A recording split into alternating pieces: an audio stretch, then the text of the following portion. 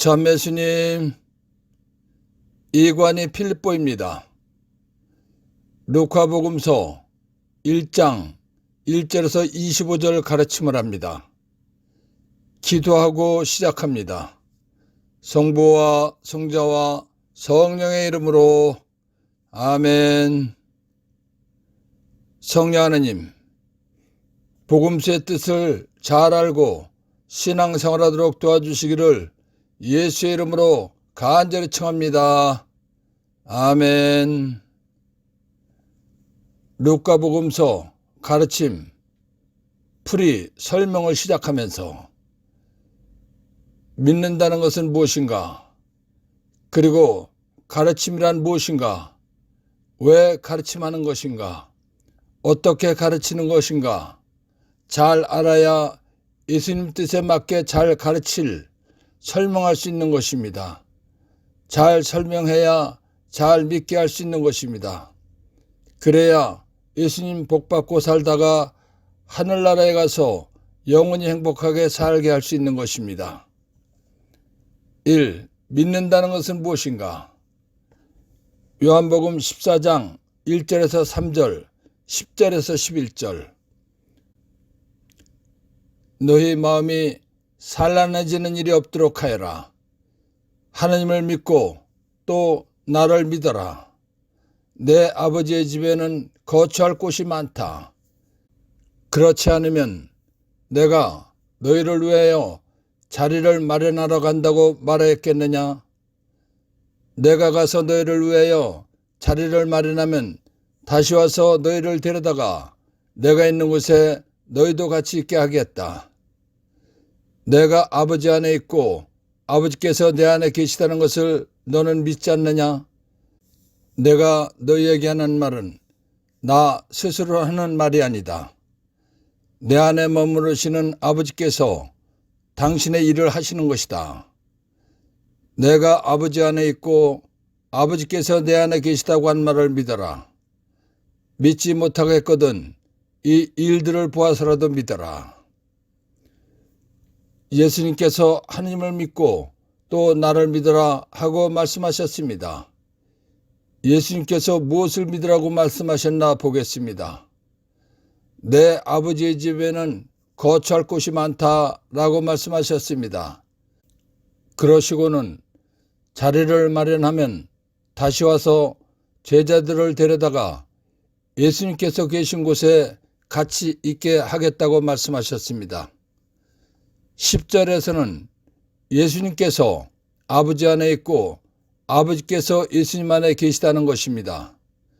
그러시면서 예수님께서 하시는 말씀은 예수님 스스로 하시는 말씀이 아니라 예수님 안에 머무르시는 아버지께서 하시는 말씀이라는 것입니다. 11절에서는 예수님께서 아버지 안에 있고 아버지께서 예수님 안에 계시다고 한 말을 믿으라고 하셨습니다. 못 믿겠거든 예수님께서 하시는 일들을 보아서라도 믿으라고 말씀하셨습니다.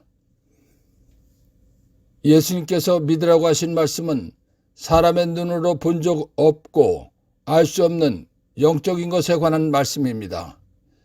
그렇기 때문에 사람의 생각으로는 이해할 수 없고 이해가 되지 않는 말씀입니다. 그래서 믿으라고 말씀하신 것입니다. 사람의 생각으로 이해가 되는 것이라면 믿으라고 말씀하실 이유가 없는 것입니다. 예수님께서 하신 말씀을 믿으라고 하신 이유는 사람의 생각으로는 이해가 되지 않는 영적 말씀이기 때문입니다. 예수님께서 믿으라고 말씀하신 이유는 사람의 생각으로는 이해가 되지 않지만 맞는 말씀이니까 의심하지 말고 그렇게 여기라는 것입니다. 확실히 그렇다고 여기라는 것입니다. 2. 가르침, 풀이, 설명이란. 가르침이란 사전을 보면 지식, 기술, 사상, 옳고 그름 따위를 깨달아 알게 하는 일이라고 합니다. 그러니까 가르침이란 내가 이해하여 참뜻을 환하게 알게 된 것을 다른 사람들에게 알게 하는 것입니다. 사전에서 말하는 가르침이란 학문을 배워서 가르치는 것을 말하는 것입니다. 성경을 가르친다는 것은 학문을 배워서 가르치는 것과는 다른 것입니다. 왜냐하면 성경은 눈으로 본 적이 없는 영적 세계와 영적 말씀이기 때문입니다. 눈으로 본 적이 없는 영적 세계와 영적 말씀을 알게 해주시기 위해서는 성경 말씀을 근거로 설명이나 풀이해 주는 것이 옳은 것입니다. 그렇기 때문에 성경 말씀을 설명해 주거나 풀이해 주는 것을 가르침이라고 말하는 것입니다. 3. 왜 가르침, 설명, 풀이하는 것인가? 성경 말씀과 예수님과 예수님 말씀을 잘 알고 믿으라고 하는 것입니다. 4. 어떻게 가르치는, 설명, 풀이하는 것인가? 성경 말씀은 영적 말씀입니다. 예수님 말씀도 영적 말씀입니다. 영적 말씀은 영적 세계와 영적 존재에 관한 말씀입니다. 영적 세계와 영적 존재는 사람의 눈으로 본 적이 없는 것입니다. 그렇기 때문에 성경 말씀과 예수님 말씀은 참뜻을 환하게 알아서 다른 사람들에게 알 수 있게 할 수 없는 것입니다. 즉, 알 수 있도록 가르칠 수 없는 것입니다. 그런데 루카복음 24장 13절에서 35절을 보면 어떻게 가르치는, 설명, 풀이하는 것인가를 알 수 있습니다. 루카복음 24장 13절에서 35절. 바로 그날 제자들 가운데 두 사람이 예루살렘에서 예순 스타디온 떨어진 엠마오라는 마을로 가고 있었다. 그들은 그동안 일어난 모든 일에 관하여 서로 이야기하였다. 그렇게 이야기하고 토론하는데 바로 예수님께서 가까이 가시어 그들과 함께 걸으셨다. 그들은 눈이 가려 그분을 알아보지 못하였다. 예수님께서 그들에게 걸어가면서 무슨 말을 서로 주고받느냐 하고 물으시자 그들은 침통한 표정을 한 채 멈추어 섰다. 그들 가운데 한 사람 클레오파스라는 이가 예수님께 예루살렘에 머물렀으면서 이 며칠 동안 그곳에서 일어난 일을 혼자만 모른다는 말입니까? 하고 말하였다.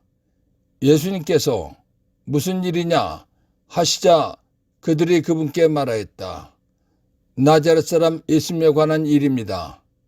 그분은 하느님과 온 백성 앞에서 행동과 말씀에 힘이 있는 예언자셨습니다. 그런데 우리의 수석 사제들과 지도자들이 그분을 넘겨 사형 선고를 받아 십자가에 못 박히시게 하였습니다. 우리는 그분이야말로 이스라엘을 해방하실 분이라고 기대하였습니다. 그 일이 일어난 지도 벌써 사흘째가 됩니다. 그런데 우리 가운데 몇몇 여자가 우리를 깜짝 놀라게 하였습니다. 그들이 새벽에 무덤으로 갔다가 그분의 시신을 찾지 못하고 돌아와서 하는 말이 천사들의 발현까지 보았는데 그분께서 살아계시다고 천사들이 일러주더랍니다. 그래서 우리 동료 몇 사람이 무덤에 가서 보니 그 여자들이 말한 그대로였고 그분은 보지 못하였습니다. 그때 예수님께서 그들에게 이르셨다. 아, 어리석은 자들아, 예언자들이 말한 모든 것을 믿는 데에 마음이 어찌 이리 굼뜨냐. 그리스도는 그러한 고난을 겪고서 자기의 영광 속에 들어가야 하는 것이 아니냐. 그리고 이어서 모세와 모든 예언자로부터 시작하여 성경 전체에 걸쳐 당신에 관한 기록들을 그들에게 설명해 주셨다. 그들이 찾아가던 마을에 가까이 이르렀을 때 예수님께서는 더 멀리 가려고 하시는 듯하였다. 그러자 그들은 저희와 함께 묵으십시오. 저녁때가 되어가고 날도 이미 저물었습니다. 하며 그분을 붙들었다. 그래서 예수님께서는 그들과 함께 묵으시려고 그 집에 들어가셨다. 그들과 함께 식탁에 앉으셨을 때 예수님께서는 빵을 들고 찬미를 들으신 다음 그것을 떼어 그들에게 나누어 주셨다. 그러자 그들의 눈이 열려 예수님을 알아보았다. 그러나 그분께서는 그들에게서 사라지셨다. 그들은 서로 말하였다. 길에서 우리에게 말씀하실 때나 성경을 풀이해 주실 때 속에서 우리 마음이 타오르지 않았던가. 그들이 곧바로 일어나 예루살렘으로 돌아가 보니 11 제자와 동료들이 모여 정녕 주님께서 되살아나시어 시몬에게 나타나셨다 하고 말하고 있었다. 그들도 길에서 겪은 일과 빵을 떼실 때에 그분을 알아보게 된 일을 이야기해 주었다. 예수님께서 제자들에게 3번씩이나 죽으셨다가 부활하신다고 말씀하셨습니다. 그러나 제자들은 믿지 않았습니다. 그러자 예수님께서 엠마오로 가는 제자들에게 나타나셔서 예수님의 부활을 믿도록 구약 성경 말씀을 근거로 설명해 주셨습니다. 예수님의 설명을 들은 제자들이 예수님의 부활을 믿었습니다. 예수님께서 예수님의 부활을 믿지 못하는 제자들에게 예수님의 부활을 믿도록 설명하신 방법이 최고의 가르침입니다. 예수님께서 예수님의 부활을 믿도록 설명하신 방법대로 하면 어떤 기적이나 이적 사건도 다 믿도록 설명할 수 있는 것입니다. 예수님께서 예수님 부활을 믿도록 설명하신 방법이 최고의 가르침이라는 것을 알고 예수님처럼 설명하면 누구라도 잘 믿게 할 수 있는 것입니다. 5.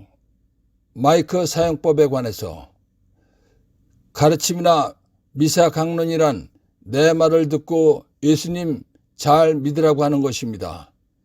그러려면 누구나 잘 알아듣도록 큰 소리로 말해야 됩니다. 왜냐하면 신자들 중에는 나이가 많아도 청력이 좋아서 작은 소리로 하는 말도 잘 듣는 사람이 있습니다. 그러나 이런 사람은 극소수일 것입니다. 대부분 나이가 들다 보면 청력이 떨어지기 때문에 작은 소리로 하면 잘 못 알아듣습니다.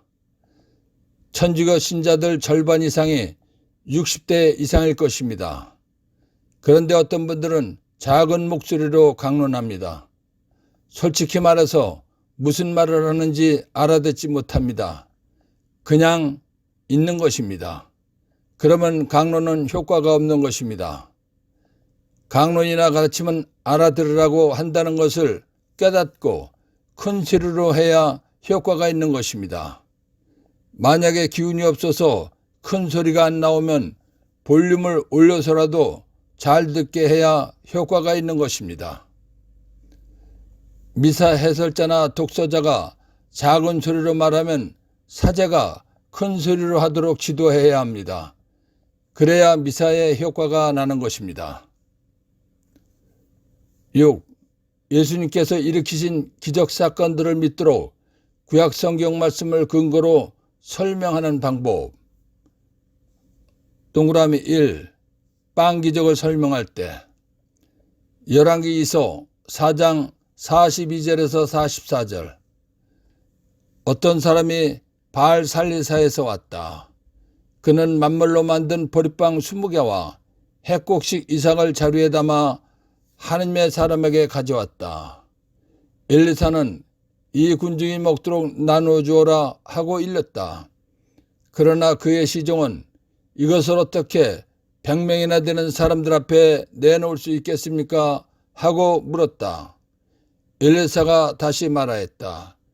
이 군중이 먹도록 나누어 주어라. 주님께서 이들이 먹고도 남을 것이라고 말씀하셨다. 그리하여 그것을 사람들에게 내놓으니 과연 주님의 말씀대로 그들이 먹고도 남았다. 엘리사 예언자는 하나님께서 쓰신 사람입니다. 그런데도 빵 20개를 가지고 100명이 먹고도 남는 기적을 일으켰습니다. 엘리사 예언자에게 빵 기적을 일으키게 하신 분은 하느님이십니다. 예수님께서는 사람을 구원하시려고 하느님께서 사람으로 오신 분이십니다. 예수님께서는 사람으로 오셨지만 하느님이십니다. 그러니까 엘리사 예언자에게 빵 기적을 일으키게 하신 분이 삼위일체 하느님이신 예수님이신 것입니다.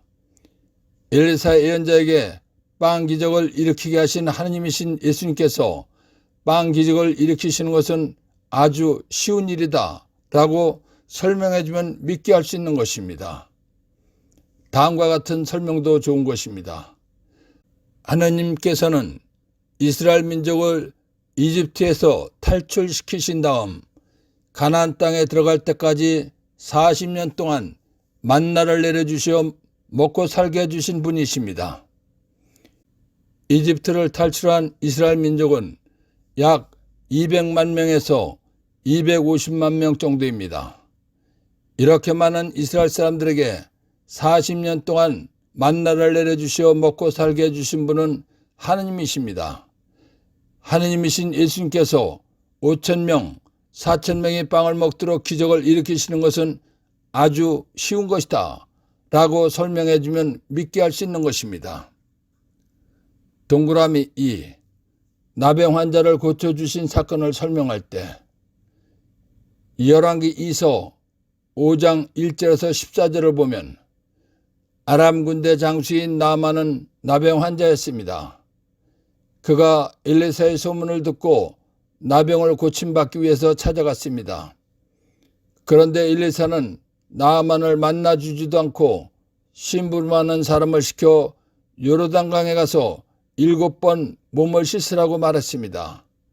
나아만 장군은 화가 나서 그냥 돌아가려고 했습니다.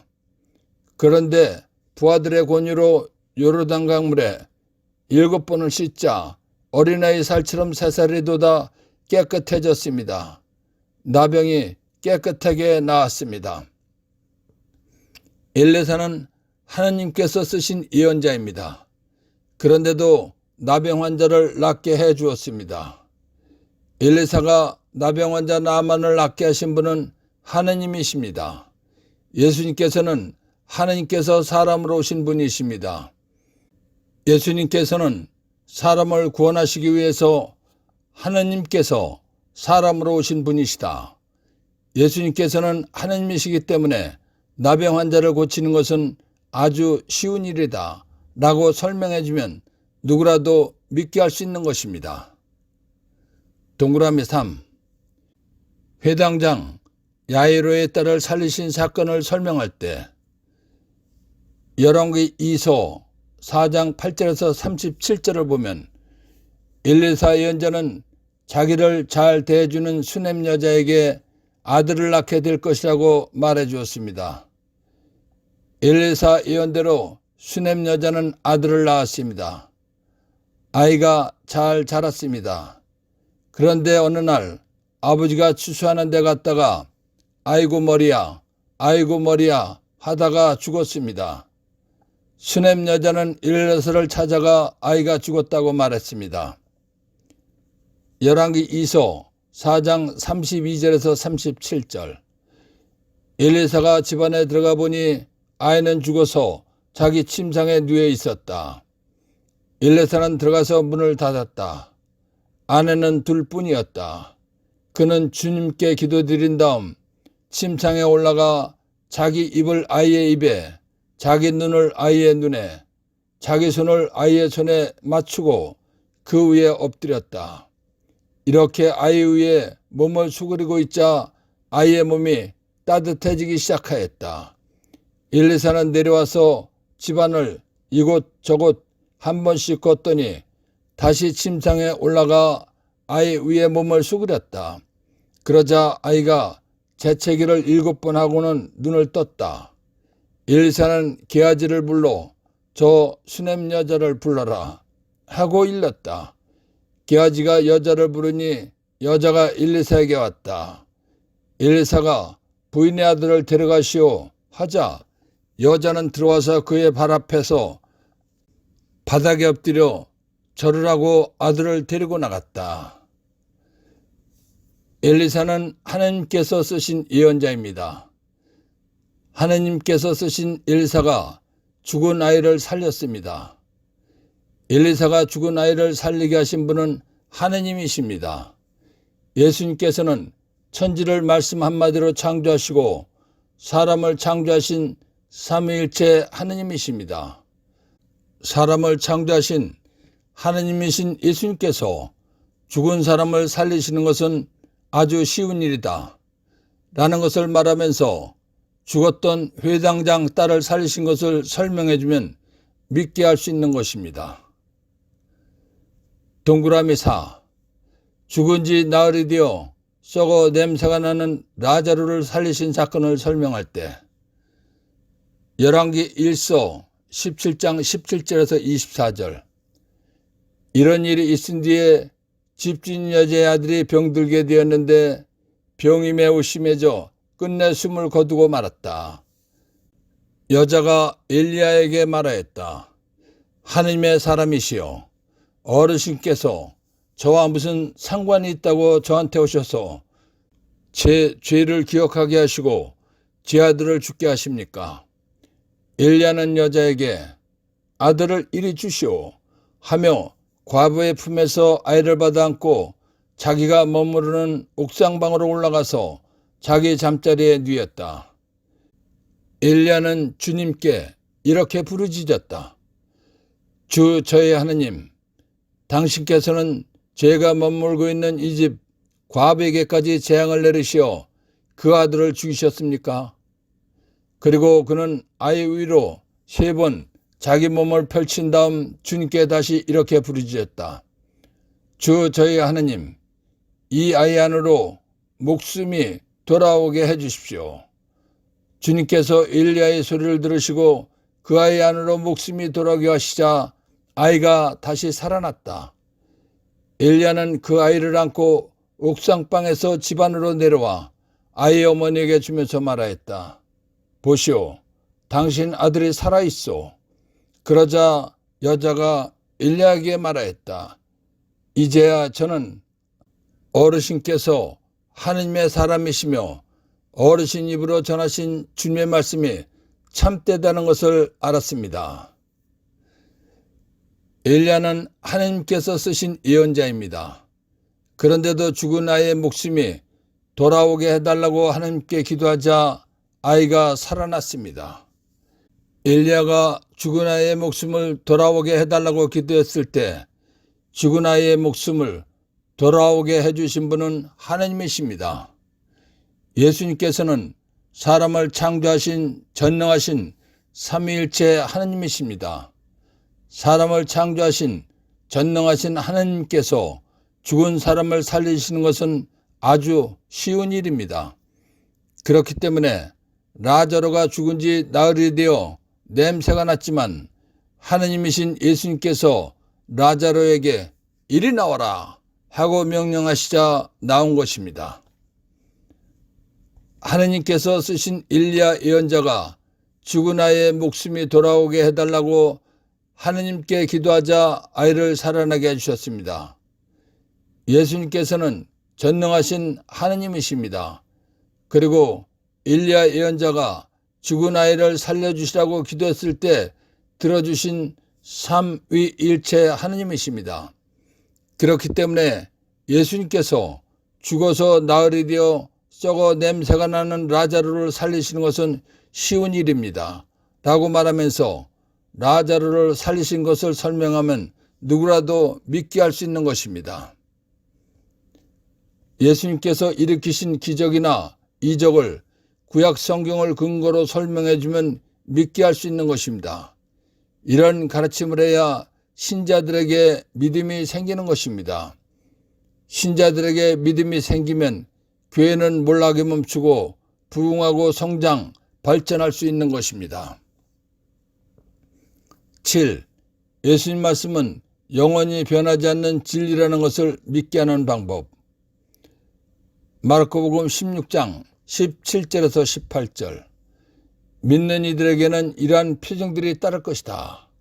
곧 내 이름으로 마귀들을 쫓아내고 새로운 언어들을 말하며 손으로 뱀을 집어들고 독을 마셔도 아무런 해도 입지 않으며 또 병자들에게 손을 얹으면 병이 나을 것이다. 강론이나 가르침하는 분들이 예수님 말씀을 근거로 마귀를 쫓아내고 병을 고쳐보았으면 예수님 말씀이 사실이다, 맞는 말씀이다, 진리다 라고 확신을 갖고 말할 수 있는 것입니다. 왜냐하면 예수님 말씀대로 마귀를 쫓아내고 병을 고쳤다는 것은 예수님 말씀은 사실이다, 맞다 라는 것을 체험했기 때문입니다. 이런 분들은 예수님의 다른 말씀들도 믿도록 설명해 주기가 아주 쉬운 것입니다. 예수님 말씀대로 마귀를 쫓아내고 병 고치는 것을 직접 해보지 않았다 하더라도 할 수 있는 방법이 있습니다. 예수님 말씀으로 마귀를 쫓아내고 병 고치는 것을 직접 보았거나 동영상으로 보았거나 하신 분들은 그런 것을 근거로 예수님 말씀은 사실이다, 맞는다, 예수님 말씀은 영원히 변하지 않고 그대로 이루어지는 진리이다 라고 담대하게 말하면 되는 것입니다. 다른 방법으로는 영적 말씀인 예수님 말씀을 믿게 할 수 없는 것입니다. 이런 것을 참고해서 예수님과 예수님 말씀을 믿도록 설명하면 믿게 할 수 있는 것입니다. 8. 성경 공부하는 이유. 성경은 구약과 신약이 있습니다. 구약과 신약의 차이를 올바르게 알아야 잘 믿을 수 있습니다. 지금은 완성된 약속인 신약 시대이기 때문에 신약을 잘 알고 믿어야 합니다. 믿음은 예수님 말씀을 믿는 것입니다. 예수님 말씀을 잘 알아야 잘 믿을 수 있습니다. 잘 알고 잘 믿어야 예수님 인정받는 올바른 신앙생활을 할 수 있는 것입니다. 그래서 성경 공부를 하는 것입니다. 성경 공부를 하는 이유는 다음과 같습니다. 첫째, 예수님 말씀 잘 알고 잘 믿고 예수님 인정받는 올바른 신앙생활을 하기 위해서입니다. 둘째, 예수님 복받고 살다가 하늘나라 가기 위해서입니다. 루카복음사가 출처 다음백과사전. 루카복음서는 90년경에 쓴 것으로 추정됩니다. 언제 어디서 썼는지 정확히 알 수 없습니다. 그러나 중요한 것은 루카가 썼다는 복음서 내용이 사실이라는 것입니다. 사도 바울의 협력자인 루카는 그리스도교 전청에 의하면 루카복음서와 사도행전의 저자로 알려져 있습니다.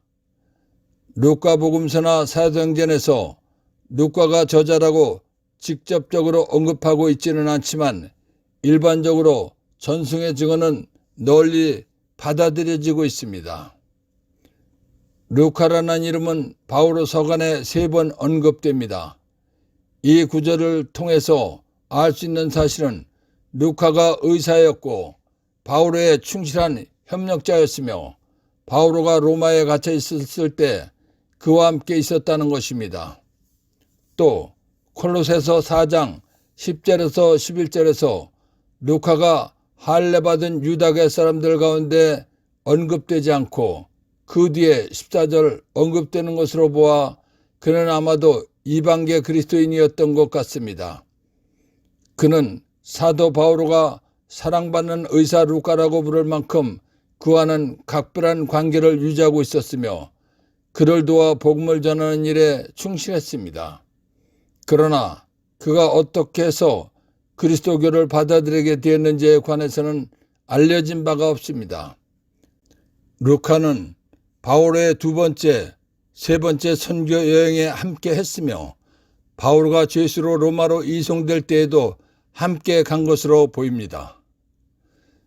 루카의 작품인 루카복음서나 사도행전의 문체를 보면 그는 상당한 교육을 받은 사람으로 짐작됩니다. 그는 헬레니즘, 그리스 고유의 문화와 오리엔트 문화가 융합하여 이루어진 세계주의적인 예술, 사상, 정신 등을 특징으로 하는 문화 대계의 화려한 전통에 따라 글 쓰는 법을 배웠고 그리스어를 능숙하게 구사할 줄 알았으며 그 결과 잘 다듬어진 문장과 세련된 용어들을 써가며 복음서와 사도행전을 저술할 수 있었습니다. 또한 우리는 루카가 쓴 글들을 통해서 복음이 이스라엘의 경계를 넘어 이방 세계로 전파되는 것에 특별한 관심을 보였던 그의 모습을 찾아볼 수 있습니다. 또한 우리는 그가 가난하고 병들고 소외된 사람들과 여인들에게 뿐만 아니라 죄인들의 회개에도 깊은 관심을 기울였다는 것도 알 수 있습니다. 그는 또한 재물의 나눔이나 경제적인 희생에 관해서 특별히 성령의 역사심에 큰 관심을 드러냈습니다. 여기서 한 가지 반드시 짚고 넘어가야 할 사실은 루카가 예수님 행적을 직접 눈으로 본 목격 증인은 아니었다는 점입니다. 초대교회 전승에 따를 것 같으면 루카는 시리아의 안티오키아 출신으로서 바오로가 순교할 때까지 그의 충실한 협력자로 남아 있었다고 합니다. 그리고 바오로가 순교한 후에도 계속 그리스도교를 위해 일하다가 84세의 나이로 그리스에서 죽었다고 알려져 있는데 이를 증명할 구체적이고도 확실한 자료들은 없습니다. 신약 성경 중에서 예수님 가르침과 생애에 관해 기록한 것을 복음서라고 합니다. 복음서를 기록한 사람은 마테오, 마르코, 루카, 요한 네 사람입니다. 복음서를 기록한 사람들은 복음사가라고도 하기도 하고 복음 기자라고도 합니다. 복음서 중에서 가장 먼저 기록된 것은 마르코 복음입니다. 예수님께서 부활 승천하신 후 약 40년 후인 70년경에 기록된 것입니다. 마테오 복음은 80년경입니다. 루카 복음서는 90년경입니다. 요한 복음은 100년경입니다. 복음서 기록은 기록한 날짜가 없기 때문에 예측 날짜입니다. 중요한 것은 기록한 날짜가 아니라 복음서가 사실이라는 것입니다. 1. 루카 복음서와 사도행전을 쓴 사람입니다. 그러나 예수님의 행적을 직접 눈으로 본 목격 증인은 아닙니다. 2. 복음 예수님께서 인간 구원에 관해서 하신 기쁜 소식 말씀입니다. 3. 복음서 예수님의 가르침과 생애에 관해 기록한 것 책입니다. 복음서는 마테오, 마르코, 루카, 요한 4개입니다. 4. 루카 복음서 루카가 예수님의 말씀과 행적의 자료를 조사해둔 것과 제자들이 전해준 것을 정리해서 순서대로 기록한 것 책입니다. 그런데 루카 혼자 한 것이 아니고 여러 사람이 함께한 것입니다. 1장 1절에서 4절 우리 가운데에서 이루어진 일들에 관한 이야기를 엮는 작업에 많은 이가 손을 대었습니다. 처음부터 목격자로서 말씀의 종이 된 이들이 우리에게 전해준 것을 그대로 엮은 것입니다. 존귀하신 테오필로스님, 이 모든 일을 처음부터 자세히 살펴본 저도 귀하께 순서대로 적어드리는 것이 좋겠다고 생각하였습니다. 이는 귀하께서 배우신 것들이 진실임을 알게 해드리려는 것입니다. 사도행전 1장 1절에서 3절 테오필로스님, 첫 번째 책 루카복음서에서 저는 예수님의 행적과 가르침을 처음부터 다 다루었습니다. 예수님께서 당신이 뽑으신 사도들에게 성령을 통하여 분부를 내리시고 나서 승천하신 날까지의 일을 다 다루었습니다. 그분께서는 순환을 받으신 뒤 당신이 살아계신 분이심을 여러 가지 증거로 사도들에게 드러내셨습니다. 그러면서 40일 동안 그들에게 여러 번 나타나시어 하느님 나라에 관한 말씀을 해주셨습니다.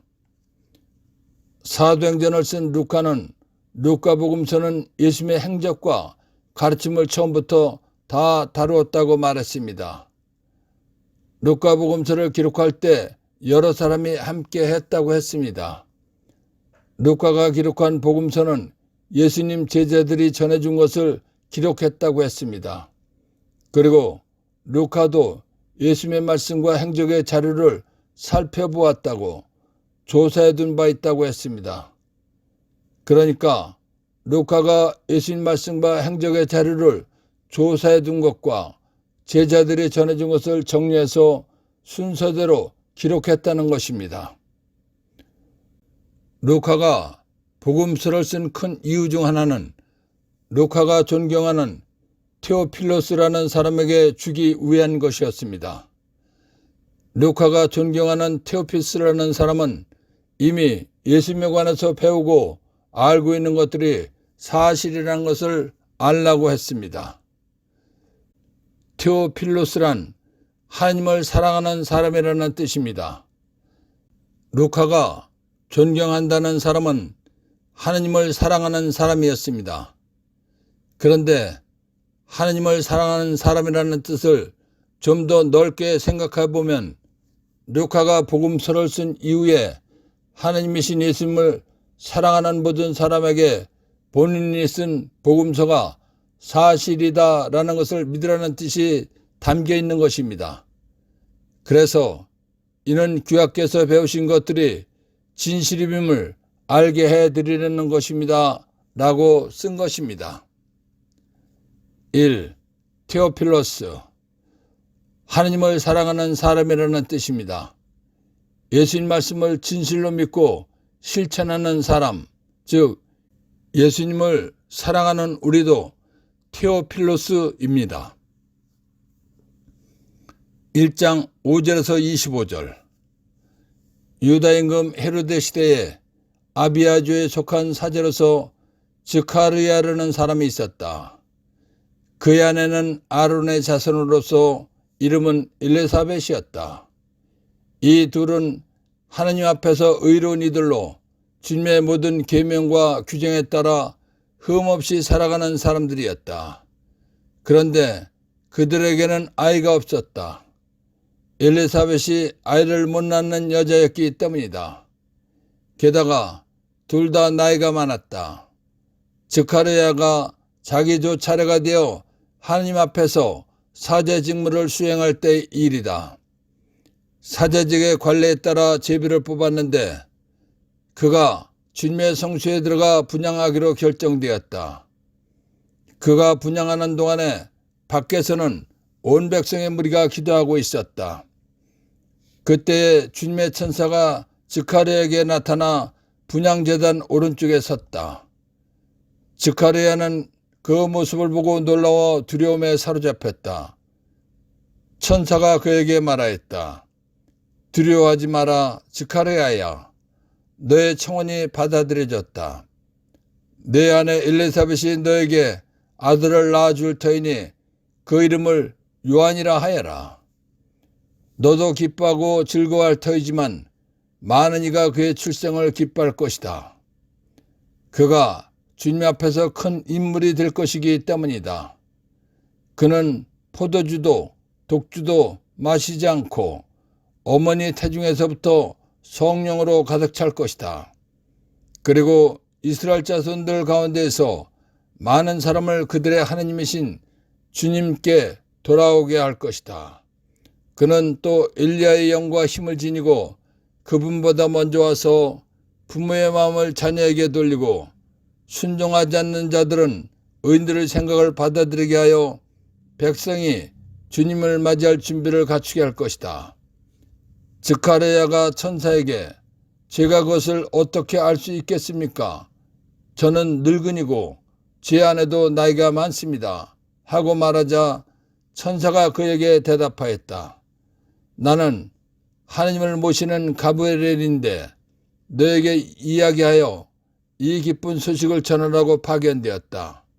보라, 때가 되면 이루어질 내 말을 믿지 않았으니 이 일이 일어나는 날까지 너는 벙어리가 되어 말을 못하게 될 것이다. 한편 즈카르야를 기다리던 백성은 그가 성소 안에서 너무 지체함으로 이상하게 여겼다. 그런데 그가 밖으로 나와서 말도 하지 못하자 사람들은 그가 성소 안에서 어떤 환시를 보았음을 알게 되었다. 그는 사람들에게 몸짓만 할 뿐 줄곧 벙어리로 지냈다. 그러다가 봉직 기간이 찾아 집으로 돌아갔다. 그 뒤에 그의 아내 엘리사벳이 잉태하였다. 엘리사벳은 5달 동안 숨어 지내며 이렇게 말하였다. 내가 사람들 사이에서 겪어야 했던 치욕을 없애주시려고 주님께서 굽어보시어 나에게 이 일을 아기를 갖게 해주셨구나. 구약시대에는 하느님께 양을 잡아 바치면서 제사를 지내는 사람을 사제라고 했습니다. 당시 사제들은 조를 짜서 조별로 임무를 수행했습니다. 아비야라는 사제주에 스가랴라는 사제가 있었습니다. 그의 아내는 아론의 자손으로서 이름은 엘리사벳입니다. 이 부부는 하느님 앞에서 의로운 이들로 주님의 모든 계명과 규정에 따라 흠없이 살아가는 사람들입니다. 그런데 엘리사벳이 아이를 못 낳는 여자였기 때문에 그들에게는 아이가 없었습니다. 그러나 그 부부는 하나님께 아이를 낳게 해달라고 꾸준히 기도했습니다. 그런데도 아이는 낳지 못하고 둘 다 나이가 많아졌습니다. 그런데 그들에게는 아이가 없었다. 엘리사벳이 아이를 못 낳는 여자였기 때문이다. 게다가 둘 다 나이가 많았다라는 것입니다. 아비야조가 사제 직무를 하게 되어 제비를 뽑았는데 스가랴가 사제 직무를 하게 결정되었습니다. 스가랴가 성소에 들어가 분향을 할 때 성소 밖에서는 많은 사람들이 모여 기도를 하고 있었습니다. 그때 주님의 천사가 스가랴에게 나타나 분향제단 오른쪽에 섰습니다. 스가랴는 그 모습을 보고 놀라 두려움에 사로잡혔습니다. 그러자 천사가 스가랴에게 두려워하지 마라. 스가랴야, 너의 청혼이 기도가 받아들여졌다. 내 아내 엘리사벳이 너에게 아들을 낳아줄 터이니 그 이름을 요한이라 하여라. 너도 기뻐하고 즐거워할 터이지만 많은 이가 그의 출생을 기뻐할 것이다 라고 말했습니다. 그러면서 엘리사벳이 낳을 아기는 주님 앞에서 큰 인물이 될 것이라고 말하면서 그는 포도주도 독주도 마시지 않고 어머니 태중에서부터 성령으로 가득 찰 것이다 라고 말했습니다. 그리고는 엘리사벳이 낳을 아기는 이스라엘 자손들 가운데서 많은 사람을 그들의 하나님이신 주님께 돌아오게 한다는 것입니다.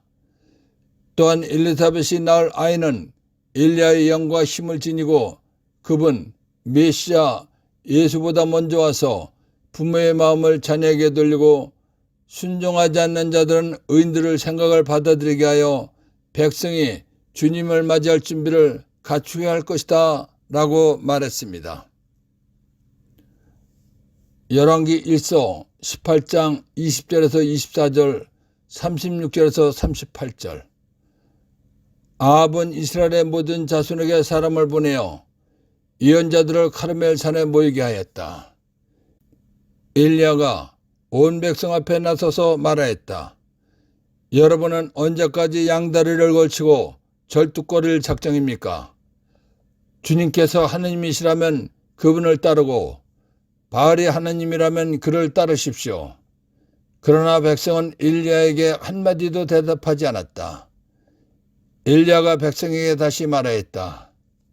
주님의 예언자라고는 나 혼자 남았습니다.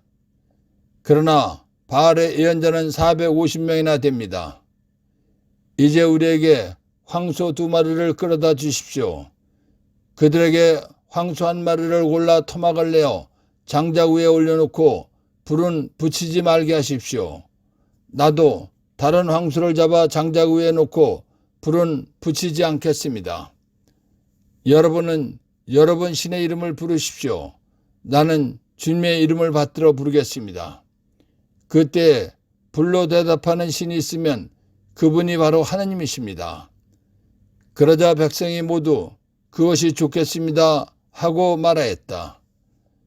곡식 제물을 바칠 때가 되자 일리야 예언자가 앞으로 나서서 말하였다. 아브라함과 이삭과 이스라엘의 하나님이신 주님, 당신께서 이스라엘의 하나님이시고 제가 당신의 종이며 당신의 말씀에 따라 제가 이 모든 일을 하였음을 오늘 저들이 알게 해주십시오. 저에게 대답하여 주십시오. 주님, 저에게 대답하여 주십시오. 그리하여 주님, 이 백성이 당신이야말로 하나님이시며 바로 당신께서 그들의 마음을 돌이키게 하셨음을 알게 해 주십시오. 그러자 주님의 불길이 내려와 번제물과 장작과 돌과 먼지를 삼켜버리고 도랑에 있던 물도 핥아 말라버렸다. 온 백성이 이것을 보고 얼굴을 땅에 대고 엎드려 부르짖었다. 주님이야말로 하느님이십니다. 주님이야말로 하느님이십니다.